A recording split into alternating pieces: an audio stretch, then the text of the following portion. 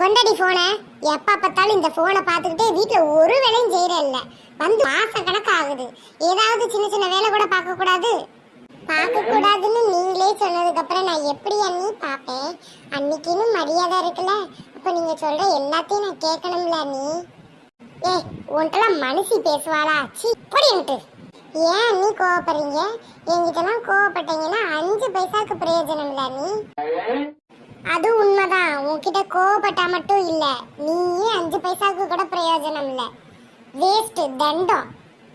ஏன் நீ கோவப்படுறீங்க? பாத்தீங்களா என் முகம் எவ்வளவு சோகமாயிருச்சுன்னு.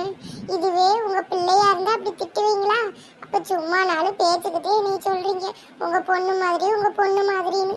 அப்போ என்னைய நாத்தனாரா தானே நினைக்கிறீங்க? அதனால தானே இவ்வளவு பேச்சு பேசுறீங்க. ஏய் நடிக்காதடி. உன்னைய மாதிரிலாம் ஒரு புள்ள இருந்துச்சுன்னா அந்த பிள்ளைய நேரம் அடிச்சு வெளுத்து துவைச்சு வெளியே காய போட்டிருப்பேன். அப்பதான் நான் சொல்றதை கேட்டிருந்திருக்கும். அப்போ உன்னை அப்படி செய்யவா?